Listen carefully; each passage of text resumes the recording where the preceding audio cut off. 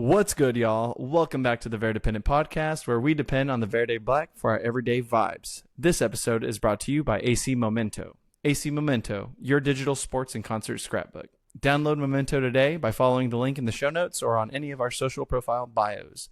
This week, we review the road win at Sporting Kansas City, preview our Open Cup semifinal match in Minnesota, and look ahead to our trip up I-35 in Frisco before closing out the episode with the stoppage time rundown of the hottest Austin FC, MLS, and World Footy storylines of the past week. I'm Paul Flettez. And I'm Logan Bartlett. And if you hadn't had a chance yet, Lobar, to see the latest watch list feature on Memento yet, dude, I just went through and added a couple of mementos through the watch list feature. It was just a matter of time. I was like, dude, I'm ready for them to let us be able to track the things that we see, on the TV instead of just live, and they finally did it. And so it's a great time to be a fan. That's cool. I need to go update some games I've watched on the telly. For sure. But including the NFL season, everything's the NWSL season. You can put all that stuff in there. All the things, bro. We just do sports around here, bro. It's no big deal. But yeah, I think you've got a preheated take that you want to share. So why don't you go ahead and kick it off for this rivalry game? This one is subjective, and I think I'm just going to be right no matter what. So I'm just going to take the point on this one. Austin fans will be louder on this weekend's broadcast of the game against Dallas than the Dallas fans will be. Part of that is because they're shit. Another part of that is because their stadium is under renovation still. So if any relevant number of fans show up with an instrument or two, maybe, or just with vibes, I think Austin will be louder than Dallas in the stadium. So that's a good shout, G. That's a good shout. Can never count out the Verde fans, bro. We're two in it. Faithful. That's what we do. I, on the other hand, am looking ahead a little bit more judiciously here, and I am thinking about our PK streaks again that we somehow managed to find ourselves in. And I'm hoping that if I say it'll happen, but I have Austin FC not conceding another penalty in the month of September. I can't do it anymore, dude. I can't do this. Pro refs, more of a desperate need than a preheated take. Yeah, sorry, I am projecting a little bit here. I recognize this, but we just gotta stop. We gotta stop putting ourselves in the position, and then pro refs just gotta figure it out, man. Because granted, Nico did step on Homeboy's foot there in the box, clearly a pen, but I don't know about that. Just stop giving up. I think Homeboy hypothetically could have stepped on Nico's foot. And instead, as he took his step and saw a guy coming, he just kind of fell and never put his feet on the ground again before a dude even reached in. So that's just me. Well, I'll tell you what, G. Before anybody actually made a lunge at him. So I'll tell you what, let's just get right into it then. Let's just talk about it, G. Because, this first half is talking about the SKC sweep that we had, obviously winning home, first game of the season. Now away. It's for the first time, G, since July 2022 that Austin FC took all 3 points back to the 512 from Children's Mercy Park. Speaking of children, you said this yourself on Twitter. Owen Wolff continues to impress. Stuber is still him. And CJ Fodry, my guy, I know you listen to this podcast because, bro, you shut my ass up. Low key, I gave a slight little nudge suggesting that you might not be the player to change a game, and you did it. You went out there. So by all standards, man, absolutely. I apologize. You are him. And Lobar, I have to ask you this. We got to talk about Nico Estevez and how much credit should he be given here for getting this team to gel and win with some key players out. Yeah, I think. Oh yeah. So the key point there is that the players we have missing were noticeable, right? Yes. Because of Uzuni and Danny and Zvatak and so yada yada, left right, all the guys missing. We had probably one of our younger starting lineups of all time. With Owen in there, we had Nico Starsky in there, Matej in there, and so we had a lot of youth in this squad. Make a big impact. And so I think, when there's uncertainty in the lineup and there's guys missing for whatever reason, coach always has to tinker a little bit. And I thought Nico did a good job of sticking to his guns, knowing that his guys can play his style of ball, regardless of minutes played. I mean, we also had the last minute injury of Sabovic as well, so another probably unexpected missing ahead of the weekend for the team. So, Obrion's playing the false nine there, kind of sort of stretching the line a little bit, but coming in playing in the center, in the midfield a little bit more. Yeah, just changes had to be made, and they worked out for us. I thought Djordjevic had a solid showing for his first minutes ever in the Verde Black. Yep. I'm excited to see what he can do for the club. I thought he has good instincts. He has a amazing long ball, crisscrossing the field from the back right to the top left, and if he can keep nailing that in, it gave me hints of what was his name?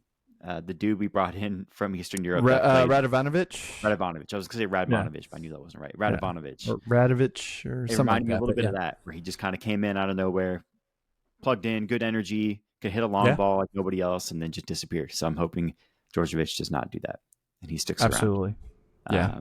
But I thought he was all I like to say is, point being, I thought Nico did a good job of picking the right guys, putting them in the right situation, and forcing SKC's hand, letting the team, control the narrative. So shout out to them. Good stuff, Nico. Yeah. And I mean, for both Nicos, honestly, I felt like Duber also had himself another good showing as well. You could see he's super eager to just kind of clean up in the defensive third, which is really cool because, I mean, he also adds just another element to the forward progression of the ball for Austin, I feel like. There are a couple moments there where I'm like, okay, dude, like it'll be not as clean as the Danny we are used to seeing, just dribbling through lines, but he's able to take the ball up and pass forward, which is great. Which is better than, some folks that start and can only pass backwards, but still love Galley. But I did have a few just random stats that I wanted to sprinkle and some storylines that I thought would be good to just kind of chat and ponder on. The first of which was Austin's 2 goals past John Pulskamp pushes him up to 10th all time in Austin's keepers scored against ranking. That is my unofficial tracking. So I feel like this is 99.999% accurate, but feel free to check me, listener. So bro is 10th all time, tied with Maxime Crepeau, and we have scored past both of them 10 times each. Yeah. That's nice. Yeah, dude, just a nice even 10, right? Yeah.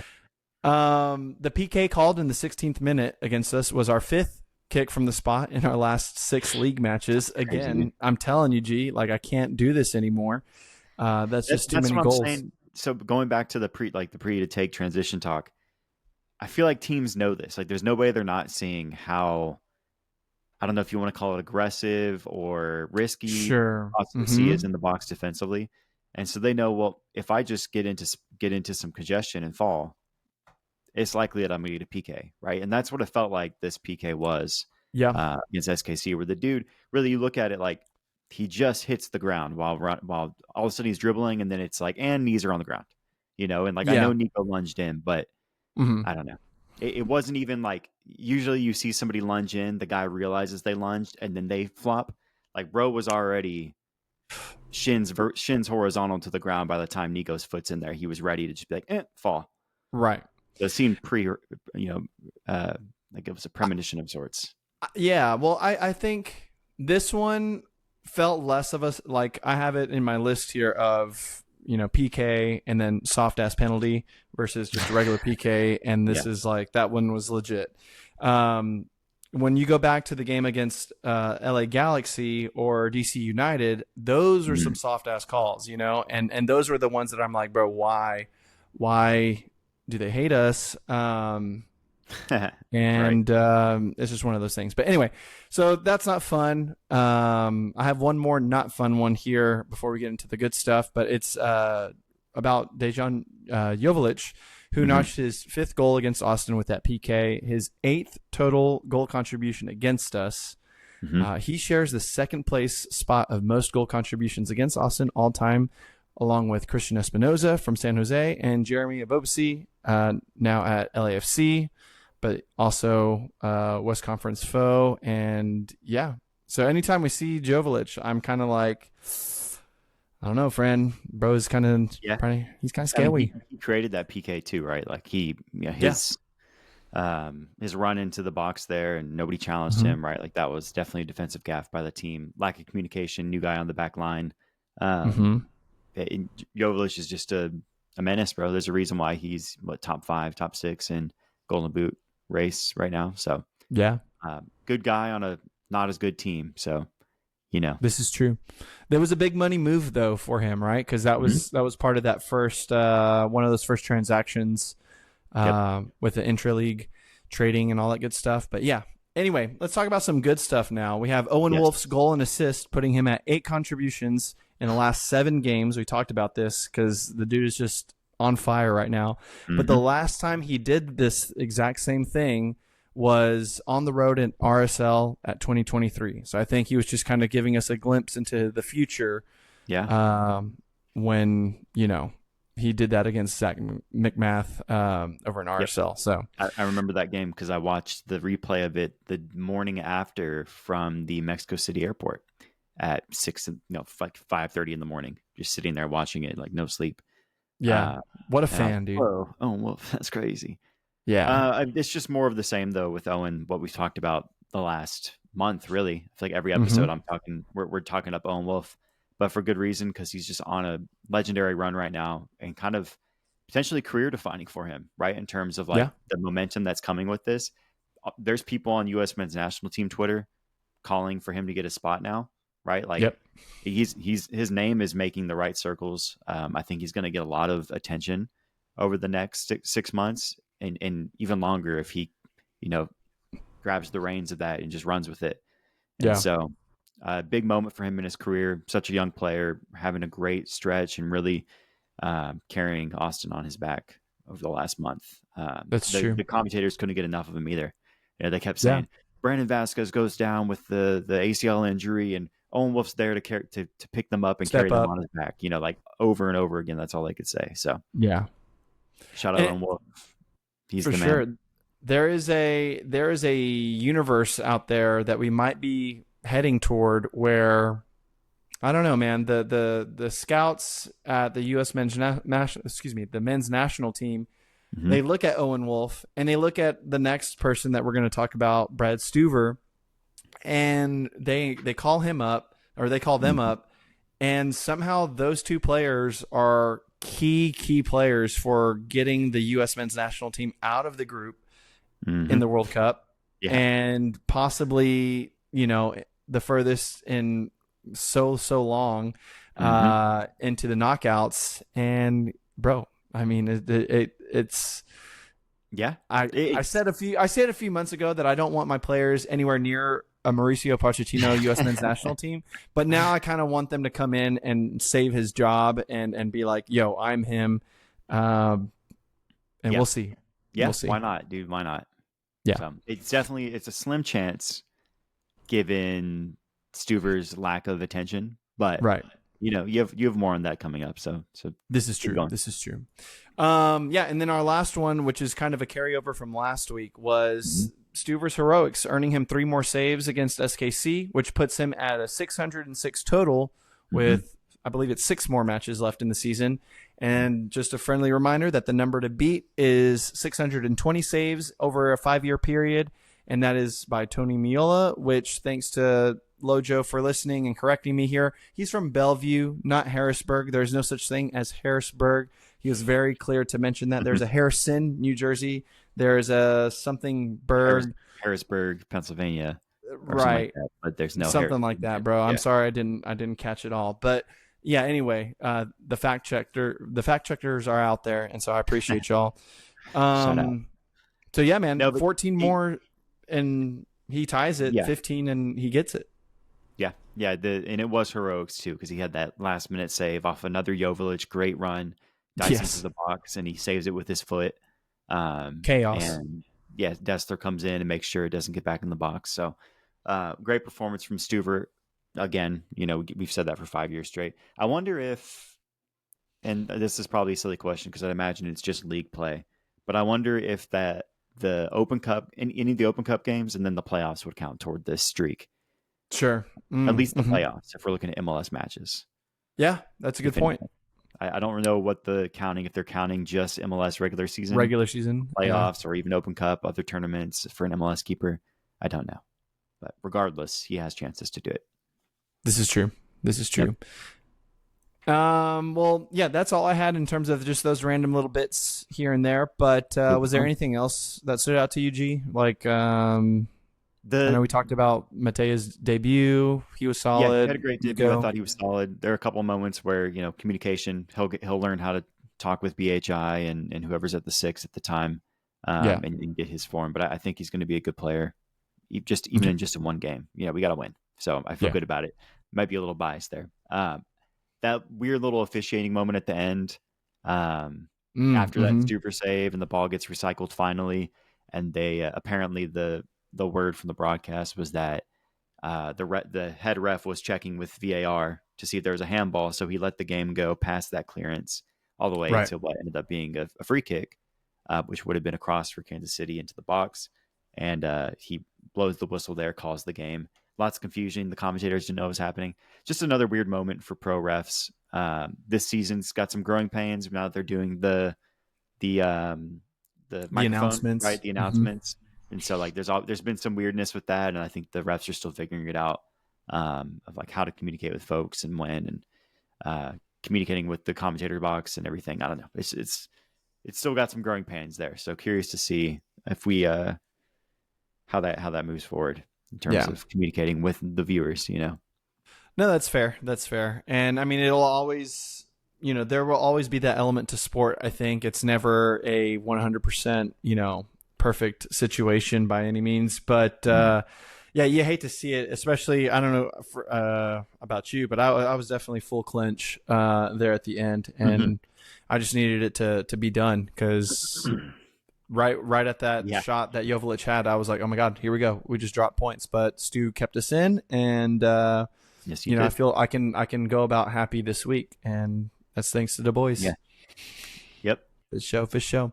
Next week though.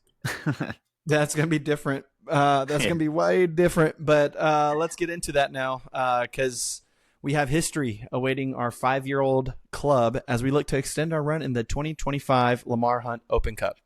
We face a tricky Minnesota side who currently sit second in the West and boast one of the stingiest defenses in the league. The Loons' path to the semifinal include a 1-0 road win at Louisville. Shout out Damian Loss. You tried your best, G. And 2 home wins against MLS sides St. Louis City SC and Chicago Fire, 3-2 and 3-1 respectively. Now, I'm not going to lie, G. I mean, those back-to-back 3-goal games have me a little bit nervous. So how are you feeling heading into Allianz Field on Wednesday? It's not going to be easy, right? Because they've also put 3 on Austin this year, earlier in the season, right? So that number is could haunt us. I said too. I think Minnesota's only gotten better, or at least just continued even better form since we played them last. Obviously, they've done well in the tournament. That's why we're all here. We've done well. But yeah, man, just home at Minnesota right now. Perfect weather out there. They're probably feeling themselves. They're second in the West. They've secured a home playoff spot. They have confidence. That's it's a tough opponent to have ahead of you, but that's the way it is when you're in a semifinal, right? You only play tough opponents when you're in the Final Four. So, I think Austin has the gumption for this, right? They have they made it here as well. They won some tough games. They battled through adversity with that El Paso Locomotive down 2-0, right? Coming back to win that game, PK shootouts, whatever else, right? They've done their part to get here. And so I'm confident in the squad and being competitive. Both teams are in the middle of a 3-match week when they face off on Wednesday. So no one really has the upper hand. It's just kind of 2 clubs duking it out. I'm hoping we have good health, right? Uzuni comes back healthy. We have Zvata coming back healthy. Everybody's feeling themselves. Danny's ready to lock in, right? So I'm hopeful. But I'm just aware that it's going to be a big matchup and a tough matchup, and it's going to should be a good game. So yeah, nervous, yes, but I have confidence in my team. So hot, dude. And I mean, I just got to credit you for using the word gumption on a podcast. I mean, that's some fire stuff. That's the Southern in me. Yeah, man. Well, I'm glad to hear it because, I mean, just paint this picture, or just to paint the picture. If Austin ends up, the 90 plus on top as the winner, they will host the winner of Philadelphia Union or Nashville SC. Mm-hmm. And just a friendly reminder that the winner of the Open Cup will get a berth into the 2026 CONCACAF Champions Cup, mm-hmm. which I promise you, if we make that, and we can't, there's no way, first of all, that we repeat a Violette situation, right? There's no way we have a CB debuting for the first time who owns goals. If that happens, mm-hmm. bro, I don't know if I'm going to be alive to, comment on this club anymore. I can't do that. Anyway, sorry. All that to say is live on air is what he said. I don't think I'm going to be live on air. There you go. Yeah. Sorry for crushing out there a little bit, but yeah, dude, I'm ready to go back to international or intercontinental play again. I see that little, sign over at Haymaker that's like, Austin is a city of champions. I'm like, bro, I look at that and I'm like, champions of what? Champions of what? Baby. That's right. That's right. I will say, if the season ended today, the regular season, Philly would be the Supporters Shield winner, which means they also get a berth into CCC, if I'm not mistaken. Mm-hmm. So if that happened and we win this game and host Philly, I think we automatically get a berth in regardless. If Philly wins the league, the Shield, right. I think it's something like that. So hypothetically, we could be in either way as long as we win this game and Philly does what they're supposed to the next month and a half. I'm just speaking hypotheticals into existence. Let's not worry about that and just win the next two games. But bro does not want to get fact checked. In theory, fact check me. I don't care if I'm wrong. Yeah. I'm just trying to spitting off the dome. I'm like, actually, there could be that because I know they're first in the Shield right now. Correct. So, I hear you. And I'm pretty sure that means they get CCC because the champion gets it, the Shield winner gets it, the second in the West gets it. It's like a whole thing, whatever. Second in the conference that win gets it. Mm-hmm. It's a whole convoluted thing. Hey, look, man, all I know is that we're sitting sixth, and like you said, we've had to face our adversity and our struggles to get to where we're at here in the Open Cup semifinal. Mm-hmm. I have a feeling that all our eggs have been in this basket for a while now. And I think the players are absolutely going to gun for this. I think so too. In the allotted 90 minutes and try their best to close it out before it goes to extra time. Because they want none other than to be able to host a final. We have yet to do that in our 5 years of existing as a club. Mm-hmm. They're in a unique position to bring that to Austin. And I'm going to stop talking now so I don't jinx it. But all right, heard that. Yeah. So anyway, we're excited. Straight up, bro. Anyway, but we're going to go ahead and take a quick break before previewing our matchup away at FC Dallas. So hang tight. We'll be right back.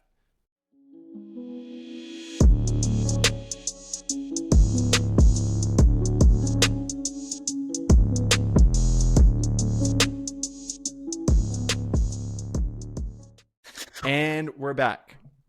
Austin head north on I-35 this weekend to claim all 3 points for the very first time in club history. Given the performance away at SKC, can Austin officially make it a 3-win streak on Saturday? I don't know, I think so. I think so too, but tell us more. Yeah, I was just going to say, G, looking at their availability report, bro, their starting keeper, Collodi, who managed to play out of his mind against us at Q2. I don't know if you remember this dude. I do. Solid snake looking at. Will not be available due to receiving a Dogzo red in their match against St. Louis last weekend. So, that said, with the return of our international reinforcements, can fans feel comfortable that Austin gets their long-awaited win in Frisco? Tell us. Yes, because I want it to happen, and I don't like FC Frisco, and I think they deserve to get shit on, and we need to Always and win. forever. I know. Who's their keeper right now? I'm trying to figure that out. Is Martin Poss back? Is he alive? What's going on there? I think Who Paz is fills like in? injured, cuh. I think you're right. I'm going through to find out who put their roster right now to find a third goalkeeper, just to It's see who it's going to be. some dude that like ended up doing really good against St. Louis whenever Colodi went out.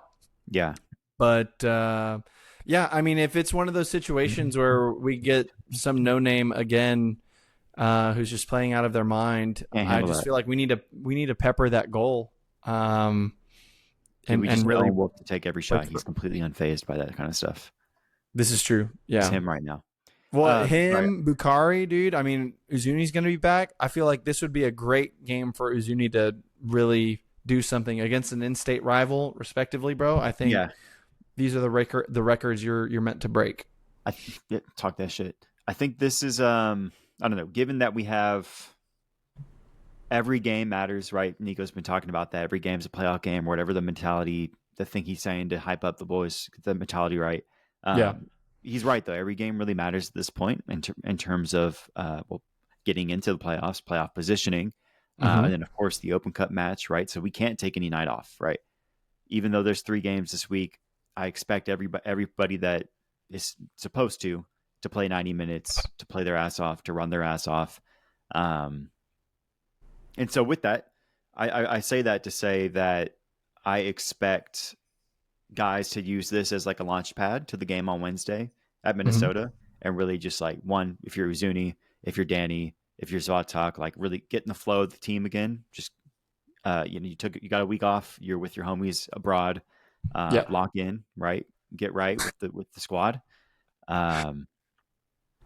And then use this as a way to build a bunch of momentum for a Wednesday night away at Minnesota, because we're going to need y'all all to play 10.0 on the FOTMOB score, right? So we're going to need y'all to lock in and really do this for the city, because this is what we want and this is what we expect. The club's been talking big talk, saying we want to bring a trophy to this city. This is your best chance to do it. The fewest number of games left to bring a trophy. I've been saying that, bro. Yeah. I've been saying that since day one. G is the Open Cup or bust, man. 2 wins, and it's home, right? It's that easy. So, just do it. Use this Dallas game to fuel that fire. Dunk on these dudes. Let them know that this is our state, regardless of some Copa Tejas bullshit being out in Houston. And just put them in their place. Bro, take the momentum. Go to Minnesota. Best team in Texas, and they're in 8th right now, or 10th, or something like that. That's like that. That's I don't know, bro. Mickey Mouse Cup, if I ever saw one. Anyway, yeah. I'll take it though. I will absolutely take it. Don't quote me. That's right. Well, bro, I mean, you just spit a bunch of fire there, and I mean, just like an employee straight out of Nike, Beaverton, Oregon, bro. I mean, you just told those boys to just do it. So, yeah, I mean, you wanna just like go ahead and give us a prediction, or I mean, you just gonna fill me up with hot air? What's the vibe here? Give me a little 2-0, nice and easy win. Pepper the goal. Make somebody's career in goal. Let them save a bunch of shots. I don't care. Score the goals you need to score. Win this game. Come home healthy, happy, hungry, and make your way up to Minnesota and green that shit, So 2-0. Heard, man. Heard. I'm happy, honestly. I think 2-1 will be the vibe. Boo.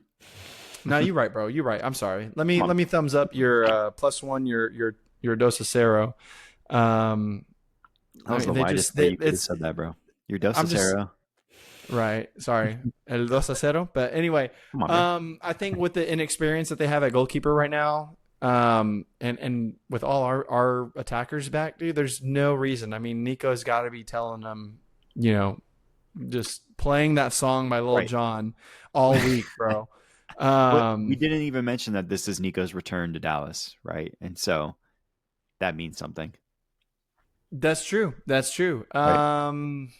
Did they already play away? I don't fucking remember. I don't. Maybe no. Because this is only their second time playing Dallas.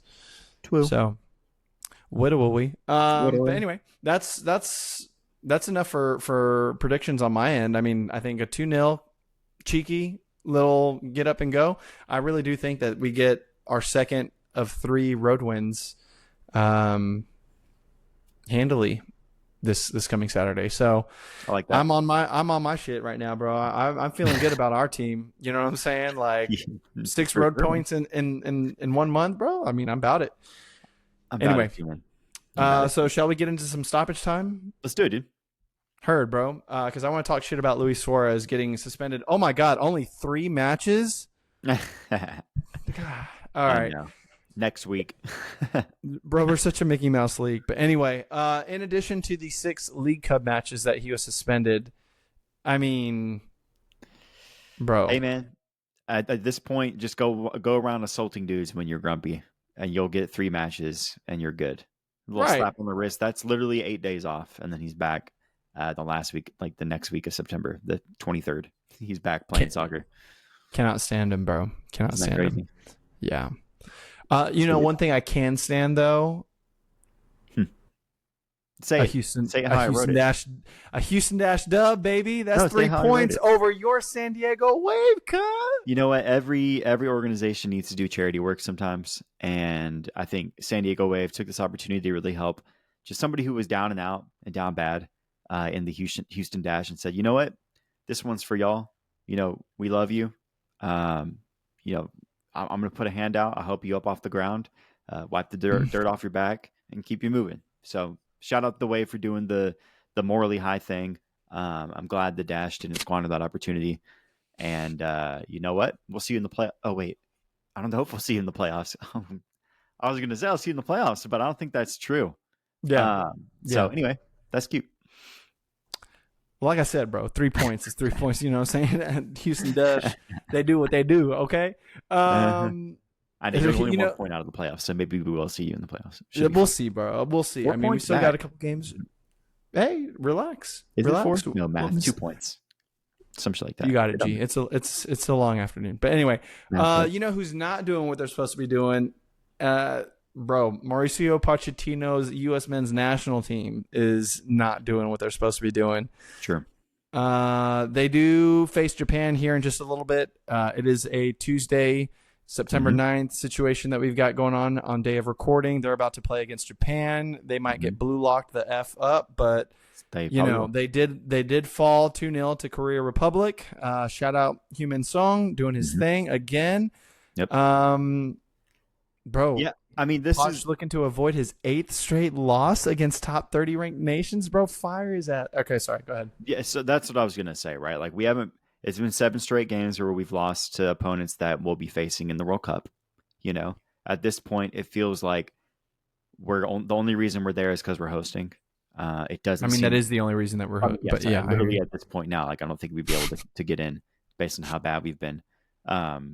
But even, you know, regardless of that, I don't think we would qualify to make the World Cups. It feels like at this point. I'm talking shit. We probably already would have. I don't really know how this shit works, to be honest. I just know we're hosting it and we're bad, and we're gonna get fucking wiped in the group stage if we keep playing like this. It's gonna be nasty, bro. I mean, unless something changes, bro. I need BJ Callahan to come through. Remember, he was the coach that stepped up. Yeah, it's the coach that stepped up. The one we needed. But he's over at Nashville now. But yeah, it's crazy work out here, man, and it feels really weird to be a U.S. men's national team fan and have this little pride right now in an organization. I mean, yes, again, it's always going to be a philosophical situation with these cats, but I don't care. I don't care about these games anymore. Like, just straight up, it's like I watch it and I'm like, oh, okay. You know, it is what it is. All I know is that we are damaging our country, bro, and damaging our players. And we need to be positive, man. And we need to be all together because this country deserves that. And we're all on one side trying to help arrive at the World Cup in the best condition and be competitive. And so to do something that makes our fans proud, we really just need to support the team and have no criticism whatsoever and just back Pochettino And don't even scoff at his lack of like consistency in roster building, choosing players, playing a consistent 11 when we have a World Cup to play in 9 months when it's to start.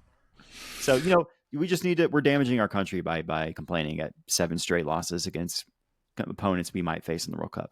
So can you just let me know that didn't come from your mind, right? That was definitely. That's 100% a quote that I took from Mauricio Pochettino after losing, or after facing criticism from American U.S. fans and pundits. We're damaging our country, bro, by even that sounds like an ex-Spurs coach, bro, for real. That sounds like ex-Tottenham spirit right there, bro. I don't know what's going on there, but we're gonna go ahead and move on to something else, a little bit more winning, if you will. Texas Longhorns, my guy, you were there, I was there, yes sir, friends were there. I felt like all the city was there. 100K down at DKR, bro. I mean, dispatching San Jose State 38-7 with the boys. Yes sir. Look, man, go ahead. Austin beating San Jose is just 5-1-2 things, bro, at this point. That's what we do. That's what our city's built on. Silicon Hills over Silicon Valley. Yeah, tell him. Arch Manning had himself a game. Still looked kind of rusty, but had 5 tutties, 300-something total yards. Like, he's going to keep growing into this role. But this is a great way to hype the team up. Some people are mad. They said, "Oh, we should have won 56-0 and blah blah." And it's like, yeah, in theory, sure, we should have. Bro. I know. Me too. Yeah. Us people are mad. But you know what? A big win regardless. The defense did their thing. I'm not worried about them at all. I think they're going to keep shutting teams down. We're allowing 11 points per game at this point, 2 weeks in. So that's something to be proud of. And San Jose or not, doesn't matter. We did what we're supposed to do. That's right. That flyover, that was crazy. I'm still hearing it, bro. It's been 3 days. You know what I'm saying? Awesome. Like, B1, spend all the money, G. It literally flew it felt like 5 feet above the stadium, and where it crossed was literally right above us. So we look up and it's just right there, like we could touch it. And then it just vibrated the entire stadium with the roar of its engine. Yeah. That was probably one of the coolest things I've ever experienced audibly. Just as a human being, that in every way. Just all the senses were like, whoa. Yeah, dude. Fucking. It was like a Take 5 commercial, or what is it? 5 gum? 5 gum. Chewing gum. Yeah. Absolutely, dude. Yeah, because it's like B1, bomber, and then you got Texas Longhorns coming out after the anthem. It's oh my god. Yeah. It was awesome. Good shit. It was great. And I will say, I mean, I have to get this off my chest because it has been so long since I've gone to DKR. And so to be back and just experience, that atmosphere and that culture. Yeah. And it was a great time. And I had friends, that were like, bro, you went to Sam Houston State, why don't you wait for that game? And it's like, well, 1, I'm going to be at a concert. 2, yeah, man, I would go. I would wear, Sam Houston orange, but it is what it is. I got to see my Longhorns and I feel good. So all I have to say, I did something that I thought I would never do ever. And so we're putting this back in post-production, actually, because we forgot to end it with Chelsea, bro. How could you let me do that? I was letting you vibe, bro. You were excited talking about nostalgia and stuff. It was nice. It was nice. But nostalgia. Okay, now we got to talk about nostalgia because we're talking about Chelsea and Bayern things. I know. And Chelsea are facing Bayern in their first UCL match next Wednesday, dude. How are we feeling about that? I am extremely excited. I don't know, nervous. I don't know. I've never been. I've in my 4 years of being a Chelsea, it's my 4th season following the team. This is your first Champions League? Yeah. So 3rd season. Yeah, I know. Yeah. So it's the first Champions League that I'm going to be locked in on. Yeah. It's exciting, dude. Wednesday is going to be a great day. I need to make sure my calendar's clear so I can watch Chelsea during the day. That's right. And prepare for that Minnesota match away for Austin FC. So I'm excited though, man. I think this club has what it takes and this roster has what it takes to, box with the best of them. We proved that in the Club World Cup, and I think we'll do it again starting Wednesday. What about you? I love it, man. Yeah, I think exactly what you said, dude. We're ready to compete, and it's just a matter of time that we get to showcase it, in the UCL group stages.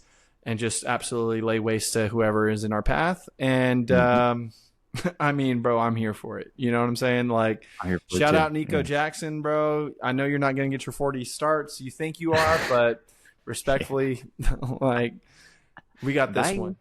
We got this one. For real. But yeah. Alrighty. That's all that I had. Now we're going to go back into the outro now. Yeah, we'll go ahead and close it out. And as always, we appreciate y'all kicking it with us on this week's episode of the Verdependent podcast. I'm Paul Fletes. You can find me at Paul Andrew FC. Good name. Good name. I'm Logan Bartlett. Catch me on Twitter at LobarVHLM. And as always, keep the chatter going online by following at the Verdependent on socials. Like and subscribe wherever you get your podcasts. And that is an episode, y'all. Peace. Peace.